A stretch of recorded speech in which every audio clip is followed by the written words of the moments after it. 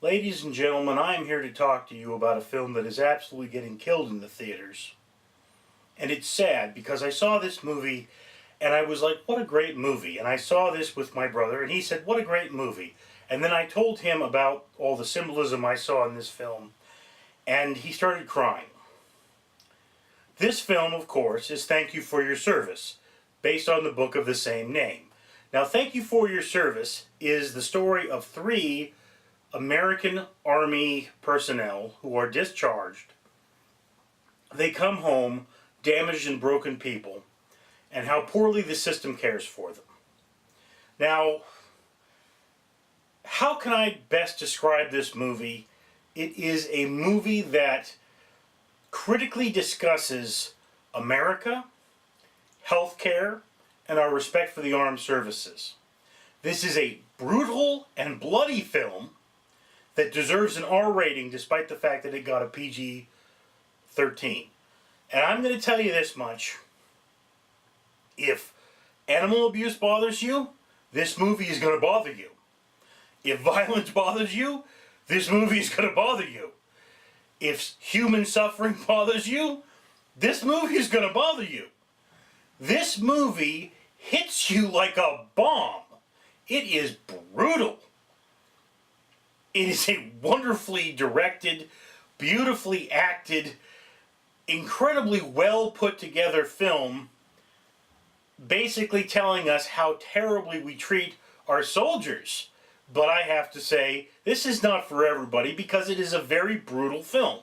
Now, if you're the kind of person that likes R-rated movies, you like brutal films, you enjoyed Saving Private Ryan, you liked Black Hawk Down, you need to see this movie. You absolutely need to see this movie. I mean, it is just brutal. But in the theater that I was, people left because it was too intense for them. And I'm not talking about the combat scenes. I'm talking about the scenes when they're not in combat, when they're trying to get help for their mental conditions after leaving the military. It's a very strong commentary on the VA, on how we need universal health care for our people, and all those things. It even touches on the condition in American Samoa, which I don't know if you're aware of this, but Samoans aren't considered citizens, despite the fact that Samoa is a U.S. territory. So really, they get a raw deal. I mean, that's just, it's not appropriate. They could fight and die for this country, but become a citizen? Oh no. Stupid. But for me to describe this movie, there is a scene at a dogfighting event, okay? And there is a pit bull.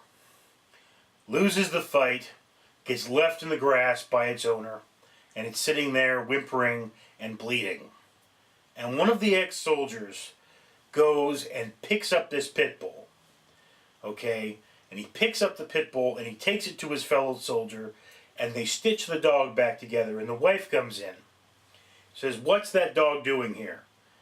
And the husband says, this is a fighting dog. They don't let him at the vet. This sequence is in all reality a metaphor for the entire movie. It is a microphor for what you're supposed to get from this movie, because here it is, this animal was brought into the fight. It was trained against its nature to be a monster, to conduct war against its own kind.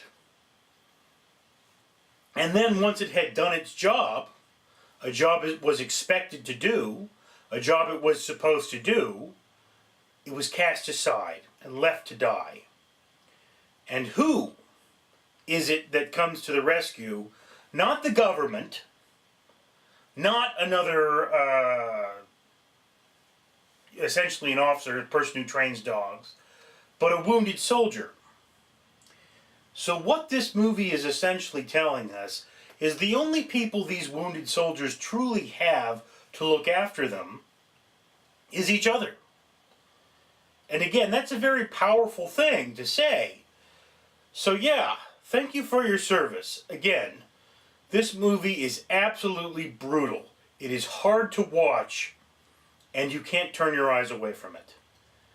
Wonderfully acted, beautifully shot, and you feel so much like you are absolutely there. I don't think there was a dry eye in the auditorium. Definitely 2 thumbs up. Excuse me. I can't get medical coverage either. But definitely 2 thumbs up. I recommend you go see this movie.